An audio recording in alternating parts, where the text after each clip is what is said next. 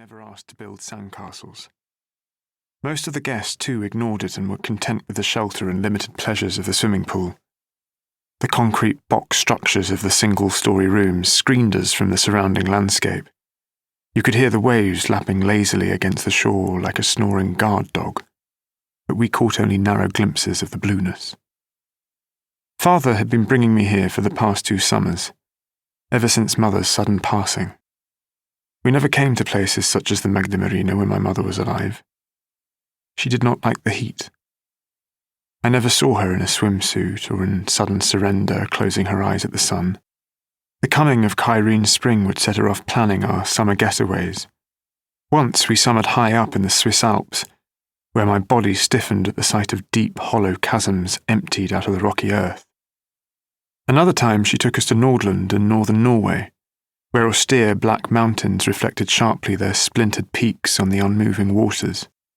We stayed in a wooden cabin that stood alone by the water and was painted the brown red of withered leaves. Round its roof hung a gutter as wide as a human thigh. Here, whatever fell from the sky fell in abundance. There was no other man-made structure in sight. Some afternoons Mother disappeared, and I would not let on to Father that my heart was thumping at the base of my ears. I would keep to my room until I heard footsteps on the deck, then the kitchen door slide open. Once I found her there with hands stained black-red, a rough globe dyed into the front of her sweater. With eyes as clean as glass, wide, satisfied, she held out a handful of wild berries. They tasted of a ripe sweetness I found hard to attribute to that landscape. One night, fog gathered thickly, abstracting the licks and sighs of the northern lights.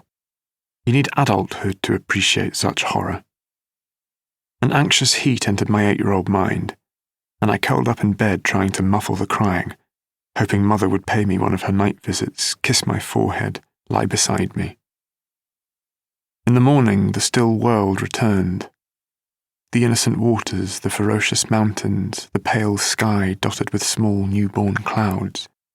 I found her in the kitchen, warming milk, a glass of water standing on the white marble counter beside her. Not juice, tea, coffee, but water was her morning drink. She took a sip and with her usual insistence on soundlessness, muffled the impact with the soft tip of her little finger. Any sudden sound unsettled her. She could conduct an entire day's chores in near silence. I sat at the rented table where, when the 3 of us gathered at mealtimes, Mother would occasionally glance at the 4th empty chair as if it signalled an absence. Something lost. She poured the hot milk. A sliver of steam brushed the air, then disappeared beside her neck. "Why the long face?" she said. She took me out onto the deck that stretched above the lake. The air was so brisk it stung my throat. We stood in silence. I remembered what she had said to Father in the car when the naked mountains of the Nordland first came into view. Here, God decided to be a sculptor. Everywhere else, he holds back. Holds back? Father had echoed.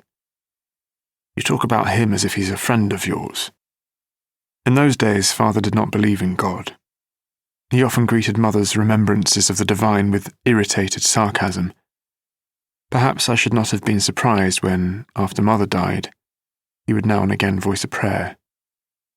Sarcasm, more often than not, hides a secret fascination. Was it the romance of wood fires, the discretion of heavy coats that attracted my mother to the north and unpeopled places of Europe? Or was it the impeccable stillness of a fortnight spent mostly sheltered indoors with the only 2 people she could lay claim to?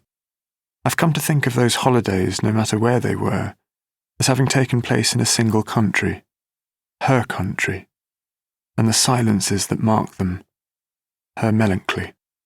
There were moments when her unhappiness seemed as elemental as clear water.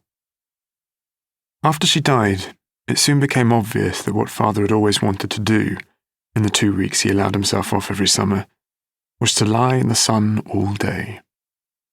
So the Magda Marina became the place where he and I spent that fortnight. He seemed to have lost his way with me.